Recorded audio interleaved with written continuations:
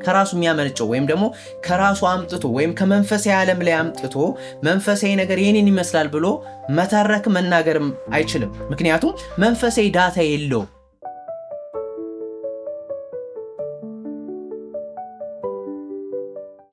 ሰላም እንዴት ናችሁ? ውድ የቻናሌ ቤተሰቦች፣ ዛሬም እንደተለመደው ለእናንተ በጣም የሚጠቅምና በዚህ ሰዓት ላይም ጥያቄ እየሆነ ያለውን ሀሳብ ለመመለስ ይህን ቪዲዮ አዘጋጅቼላችኋለሁ።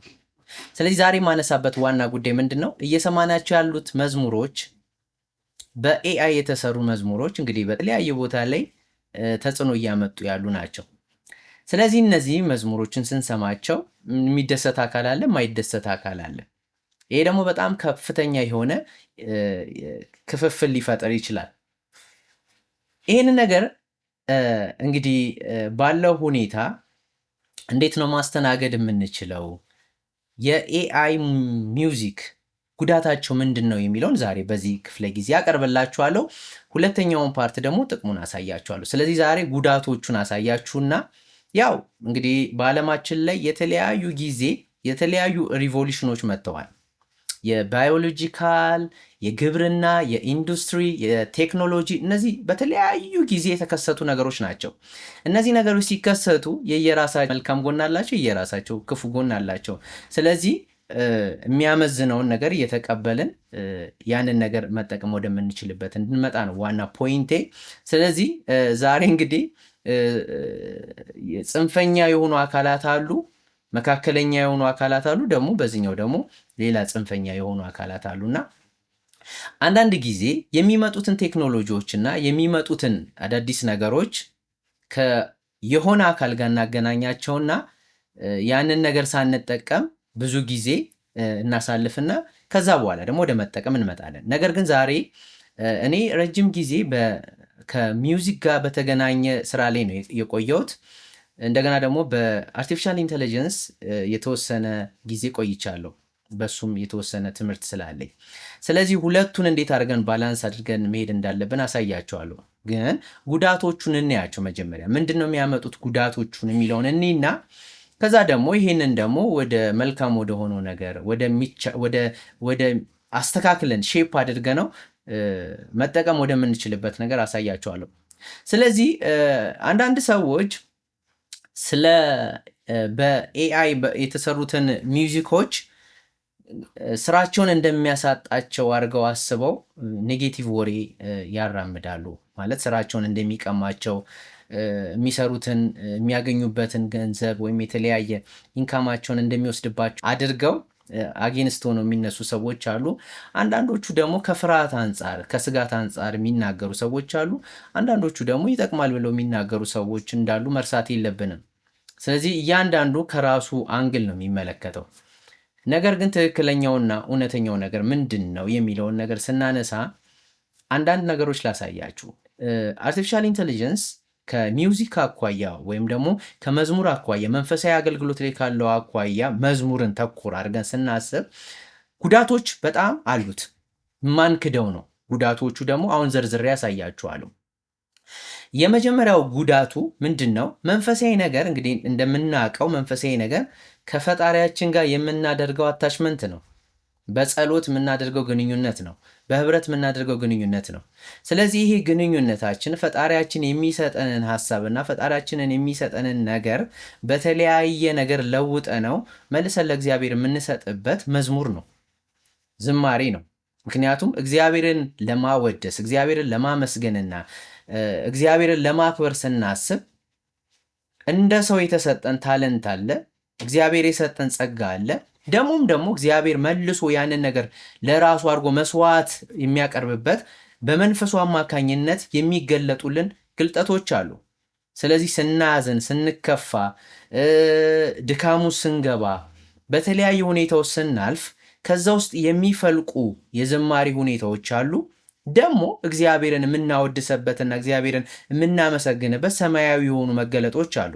እነዚህን ነው አምጥተን በተሰጠን ጸጋ፣ በተሰጠን ታለንት፣ በተማርነው ትምህርት ሚውዚክ ተምረን ነው እንግዲህ ከመሬት ተነስቶ ሙዚቀኛ የሆነ ሰው እንደዚህ ዝም ብሎ ወዲያውን የቻለ ሰው የለም። ትምህርት ቤት ገብተው ተምረው ተለማምደው እድሜያቸውን ጊዜያቸውን ብዙ ነገር መስዋዕት አድርገው ነው ብዙ ነገር የሚለማመደው። አንድ ኪቦርድ ለመለማመድ እጆቻችሁ ምን ያህል ዋጋ እንደሚከፍሉ ሁላችሁም ታውቃላችሁ። ሙዚቀኞች፣ ጊታር የምትጫወቱ፣ ቤዝ የምትጫወቱ፣ ድራም የምትጫወቱ፣ ሙዚቃ መሳሪያ የተባሉት በጠቅላላ ከልፋትና ከድካም ጋር የተያዙ ናቸው። ዘማሪዎችም እንደዚሁ ግጥም ማዘጋጀት፣ ዜማ ማዘጋጀት፣ መለማመድ፣ ማጥናት፣ መጸል የሚባሉት ሁሉ የልፋታችሁ ውጤት ነው። ስለዚህ በኤአይ የተሰሩ መዝሙሮች ጋር ስንመጣ እነዚህን ልፋቶች ሁሉ ከንቱ ያደርጋቸዋል ማለት ነው። ስለዚህ ሳንጸልይ መዝሙር ማዘጋጀት እንችላለን። ሳንጸልይ ከእግዚአብሔር ጋር ግንኙነት ሳይኖረን ዝም ብለን ከመሬት ተነስተን መዝሙር ማዘጋጀት እንችላለን። ስለዚህ ሃይማኖት ውስጥ መሆን አይጠበቅበንም። ሌላ እምነት ክፍል ውስጥ ሆነን ቢዝነሱን ካሰብንና ይሄ ነገር አዋጭ ነው ብለን ካሰብን ዝም ብለው ማንኛውም ሰው ተነስቶ መዝሙር መስራት ይችላል እንደማለት ነው።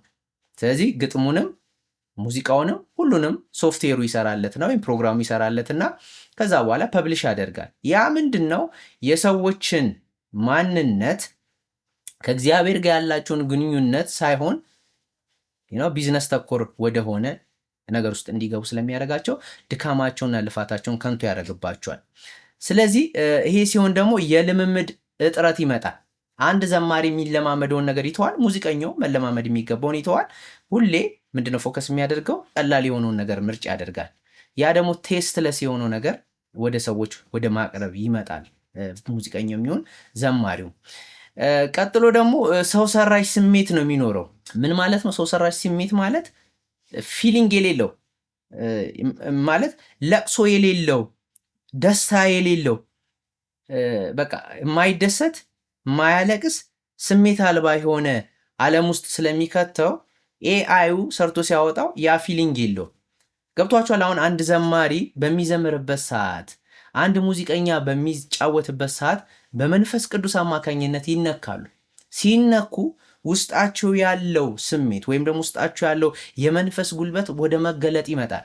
ያ እኛን ሁሉ ተች ያደርገናል፣ ሰሚውን ተች ያደርጋል።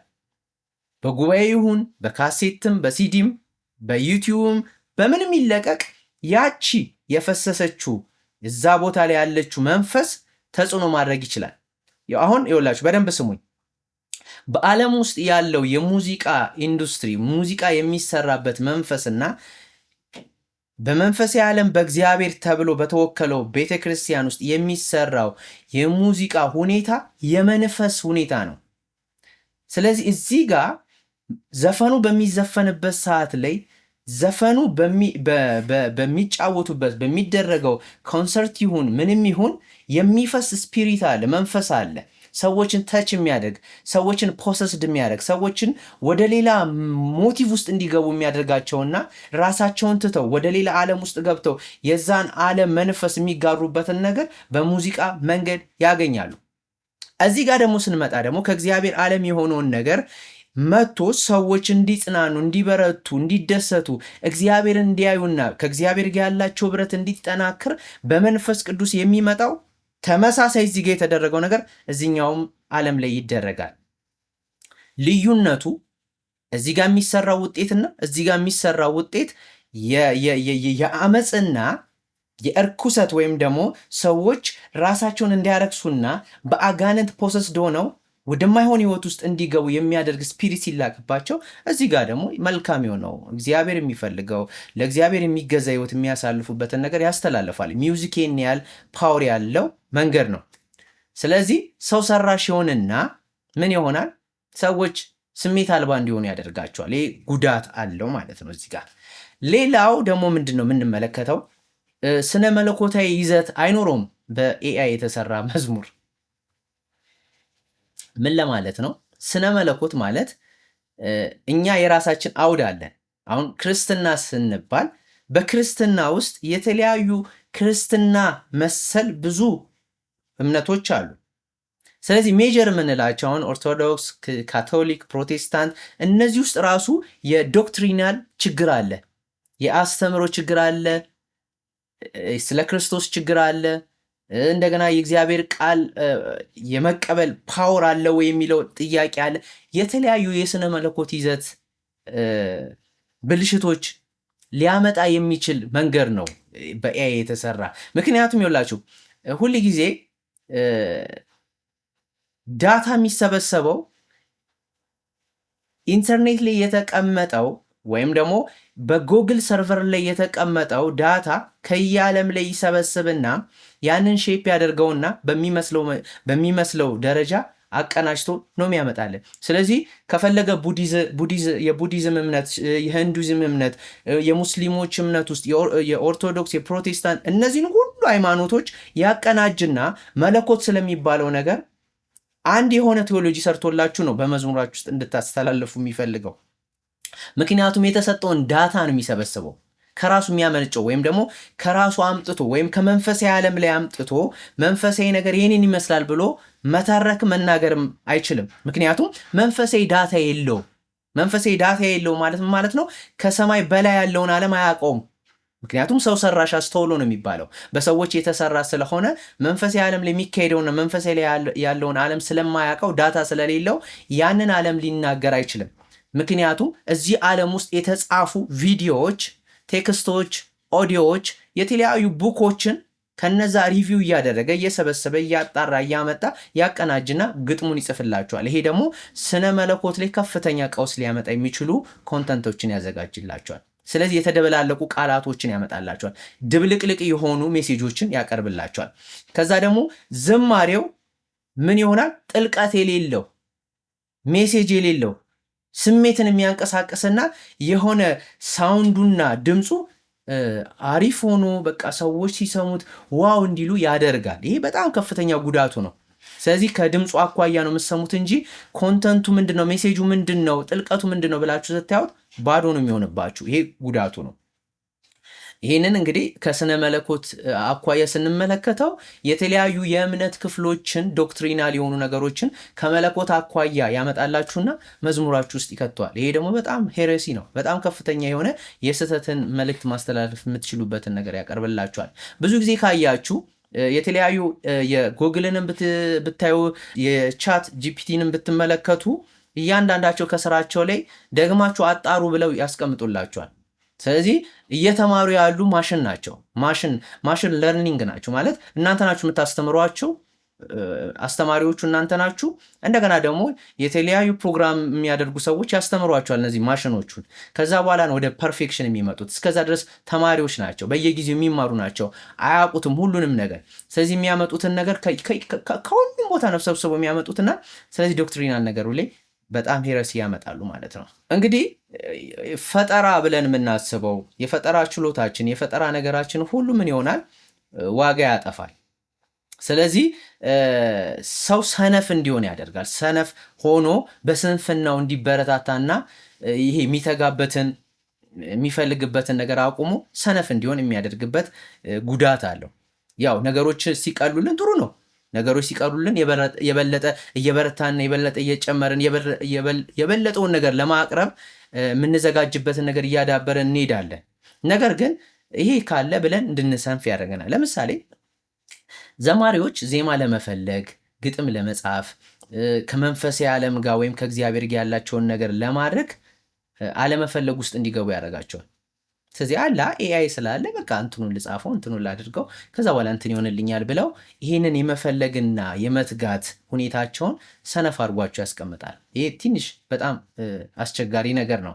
ምክንያቱም እግዚአብሔርን ፈልገ ነው እንድናገኘው ራሱ የእግዚአብሔር ቃል ይናገራል። እግዚአብሔር እንድንፈልገው ፈልጉኝ ይላል እግዚአብሔር። ስለዚህ መፈለግ ድካም አለው። መፈለግ ምንም የሚያስደስት ነገር የለውም። ግን በዛ ውስጥ ግን መጨረሻው ላይ ፍሬውን ስታዩት ደስ የሚያሰኝ ነገር አለ። ስለዚህ ሰነፍ እንዲሆኑ ያደርጋቸዋል። ከዛ በኋላ መዝሙሩ እንኳን በኤአይ ተሰርቶ ቢወጣም የመመሳሰል ደረጃው አንድ አይነት ነው የሚሆነው። የሚገርማችሁ ነገር ስለዚህ ማነው የዘመረው የማን መዝሙር ነው ብላችሁ መለየት እስከማትችሉበት ደረጃ ትደርሳላችሁ። ምክንያቱም ቮካሉም አንድ አይነት ነው የሚሆነው፣ የሙዚቃውም ስታይል አንድ አይነት ነው የሚሆነው። ምክንያቱም የጻፋችሁትን ፕሮምፕት ወይም ደግሞ ጽሁፍ መልሶ ለሌላ ሰው ይሰጠዋል። ያኛው ሰውዬ እንዲለማመድ ያደርገዋል። ምክንያቱም የሰጣችሁትን ዳታ ነው። ለምሳሌ የኢትዮጵያን ሚውዚክ ስራልኝ ብትሉት የሆነ ሰውዬ መጥቶ ትዝታ ማይነር ቴምፖ 120 እንደዚህ ብሎ የጻፈለትን ፕሮምፕት ወይም ጽሁፍ እሱን ጀነሬት ካደረገ በኋላ ኔክስት ላይ ተመሳሳይ ሰውዬ ቢመጣና ተመሳሳይ ነገር ቢጽፍለት ያንን ነው የሚያመጣለት። ምክንያቱም ከዚህ ቀደም የተጻፈውን ነው ኮምባይን እያደረገ እያመሳሰለ የሚያመጣላችሁና የዘማሪው ሁኔታ ይጠፋባችኋል። ይሄ መዝሙር ማን የዘመረው፣ ይሄ መዝሙር ማን የዘመረችው የሚል ጥያቄ ውስጥ ትገባላቸውና አይደንቲቲ ይጠፋል። ዘማሪው ማን እንደሆነ እስከማታውቁ ድረስ ትደርሳላችሁና ይሄ ጉዳቱ ነው። አሁን ለምሳሌ ሀናን ሰምታችሁ መስከረምን ሰምታችሁ ዳዊትን ስትሰሙ፣ ከዛ በኋላ ደግሞ ዳንኤልን ስትሰሙ አሁን ሰዎቹን ታውቋቸዋለች። ይሄ የከሌ መዝሙር ነው፣ ይሄ እንትና መዝሙር ነው፣ እንትና የዘመረው ነው ትላላችሁ። ኦልሬዲ ሰዎቹን ታውቃላችሁ። በያ የተዘመረው ግን ሰዎቹ ራሳቸው ካልዘመሩት በስተቀር ሙሉ ወጥ አንድ አይነት ድምፅ ነው የምንሰማው። ያው አሁን የምትሰሟቸው መዝሙሮች አንድ አይነት ናቸው። አንድ አይነት የፈረንጅ ቅላጼ፣ በፈረንጅ የተዘመሩ ሙዚቃቸው አንድ አይነት እንትናቸው፣ አጃቢዎቹ አንድ አይነቶች፣ እንደዚህ አይነት ነገሮች የምንመለከትበት ነው እና የሰዎቹ ማንነት የመዝሙሩን አካል ያጠፉብናልን፣ አናቃቸው፣ ወደፊት ይጠፉብናል። ማን እንደዘመረው ራሱ አናቅምና ይሄ ደግሞ በጣም ከባድ ችግር ያመጣብናል። የሚቀጥለው ምንድን ነው? ከእውነት የራቁ ድምፆችን ነው የምንሰማው።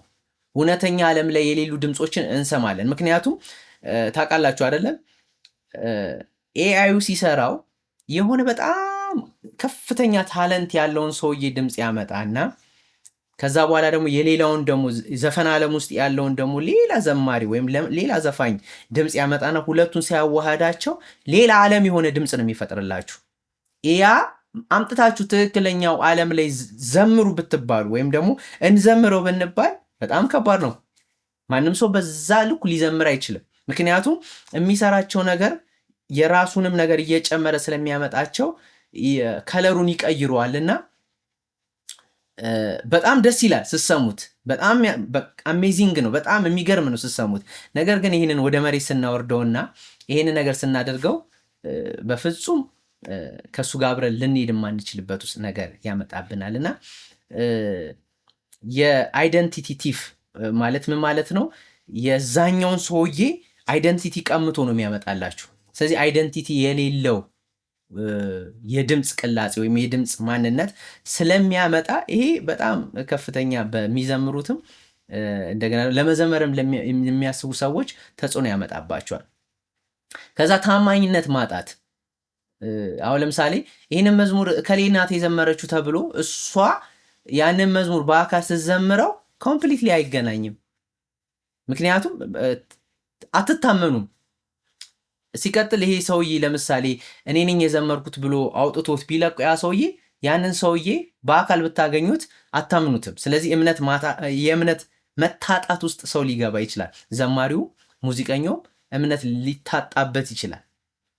ከዚህ የተነሳ በኤአይ የተሰሩ መዝሙሮች እንደዚህ አይነት ጉዳት ያመጡብናል። ደግሞ በጣም ከፍተኛው ጉዳት ደግሞ ምንድን ነው? የሚሰሩት ሙዚቃዎች ለንግድ ዓላማ ስለሚውሉ ወይም ለገንዘብ ዓላማ ስለሚውሉ ማንኛውም ሰው ሰርቷቸው ስለሚያወጣቸው ገንዘብ ብቻ ተኮር ስለሚሆንና ገንዘብን ብቻ ለመሰብሰብና ገንዘብን ለማካበት በሚደረገው ሩጫ ውስጥ ሰው ሰልፊሽ ይሆናል። ሰው ራስ ወዳድ ይሆናል። ሰው ጥቅሙን ብቻ እየተመለከተ ስለሚመጣ የመንፈሳዊ መዝሙሮችና መንፈሳዊ ሙዚቃዎች የተባሉት በጠቅላላ ምን ይሆናሉ? ገንዘብ ተኮር ይሆናሉ። ይሄ ደግሞ ከፍተኛ የሆነ በቤተ ክርስቲያንም በሰው ልቦና ውስጥም በሰው ማንነት ውስጥም ጉዳት ያመጣል። ምክንያቱም አንድ ሰው ገንዘብን ለመፈለግና ገንዘብን ለማግኘት ብሎ የሚሰራቸው ሙዚቃዎችና የሚሰራቸው የተለያዩ በኤአይ ጀነሬት የተደረጉ ነገሮች በጠቅላላ ምን ያደርጋሉ? ሰውኛ የሆኑና መንፈሳዊ ይዘት ያላቸው ነገሮች ሳይሆኑ ይቀራሉ። ስለዚህ ሰው ያንን ነገር እየተው ይመጣል። ስለዚህ ከዛ ነገር እየወጣ ይመጣና ናቹራል የሆነውን ነገር ወደ መፈለግ ይገባል። ስለዚህ ገንዘብ ተኮር ሲሆን ደግሞ ብዙ ጊዜ እንደምታዩት ብዙ ነገር ዳሜጅ ያደርጋል። ዘማሪዎችንም ሙዚቀኞችንም ዳሜጅ ያደርጋል። ስለዚህ ይህንን ካየን ይሄ ጉዳቶቹ ናቸው። ጉዳቶቹ እንዳሉ ደግሞ ጥቅም አለው። ኤአይ ጥቅም አለው፣ በጣም ከፍተኛ የሆነ ጥቅም አለው። ስለዚህ ሙዚቀኞች ድሮ የሚሰሩባቸው ፕሮሰሶች በጊዜ ሂደት እንዳደጉ ድሮ ላይ ቁጭ ብለው ሪከርድ ሲያደርጉ እንደሚደክሙ እንደሚለፉ ኮምፒውተር ከመጣ በኋላ ኢዚ እንደሆነላቸው ከዛ በኋላ ደግሞ ሶፍትዌሮቹ እያደጉ አፕዴት እየሆኑ ሲመጡ ደግሞ ብዙ ነገሮች እንደቀለሉላቸው አሁን እንደምንመለከተው ብዙ ሶፍትዌሮች ለምሳሌ ኪዩቤዝን ብታዩ፣ ሎጂክን፣ ፕሮቱልስን፣ ሪፐርን፣ ኤፍኤል ስቱዲዮ በጣም ብዙ አሉ የሚውዚክ የሚሰራባቸው ፕሮዲስ የምናደርግባቸው እነዚህ በጠቅላላ አሁን ኤአይ የሆኑ ናቸው፣ በኤአይ እየተተኩ ናቸው። ስለዚህ ኤአይ ሲተካ ምንድን ነው ኢዚ እንዲሆን ነው፣ ቀላል እንዲሆን ማለት ልፋታችሁ ድካማችሁ ቀላል እንዲሆን ስለሚያስቡ የሚሰሩትም ሰዎች ማርኬቲንግ ሲስተምም ስላላቸው ያው ገንዘብን መስራት ስለሚፈልጉ በኋላ ቀር በሆነ ወይም ደግሞ በቀረ ፋሽን መሄድ አይፈልጉም። የትኛውም ኢንዱስትሪ ነገሮችን ቶሎ ብሎ ፕሮዲስ ማድረግ የሚፈልጉበትን መንገድ ነው የሚከተሉት። ስለዚህ ሚውዚክ ኢንዱስትሪ ውስጥም ፊልምም ኢንዱስትሪ ውስጥም ስትመለከቱ ነገሮችን ወደ ማቅለል መምጣት ስለሚፈልጉ ወደዚህ እየገቡ ስለሚመጡ በድሮ እንሄዳለን ብትሉ ትጎዳላችሁ። ስለዚህ ወደ ተሻለው ነገር በእውቀት በመንፈሳዊ ብስለትና መንፈሳዊ ነገርን ባለመርሳት እንደገና ደግሞ የሚሻለውና የሚበጀው ሰውን የሚጠቅመውን እግዚአብሔርም ደግሞ የሚከብርበትን ብላችሁ ያንን ነገር እንደሚገባ ካስተናገዳችሁት ከፍተኛ ጥቅም አለው። ስለዚህ ጥቅሙን ደግሞ በሁለተኛው ቪዲዮ ላይ ያዘጋጅላችኋለሁ። ሁለተኛው ቪዲዮ ላይ ደግሞ በጣም ከፍተኛ የሆነ በደንብ ጠልቄ ማስተምራችሁና ማሳያችሁ ከአርቲፊሻል ኢንቴሊጀንስ ጋር የተገናኘ ነገር አሳያችኋለሁ። ሁለቱንም ያው ኤክስፔሪየንስ እያደረግኳቸው ስላለው ነው። የሚውዚኩንም አውቀዋለሁ፣ አርቲፊሻል ኢንቴሊጀንሱንም አውቀዋለሁ ስራዎቼ ስለሆኑ ማለት ነው። ስለዚህ እስካሁን ከኔ ጋር ስለቆያችሁ አመሰግናለሁ። በሌላ ቪዲዮ እንገናኛለን። ሳብስክራይብ ያላደረጋችሁ ሳብስክራይብ አድርጉ፣ ለሌሎች ሰዎች ሼር አድርጉ። ሰላም ቆዩ።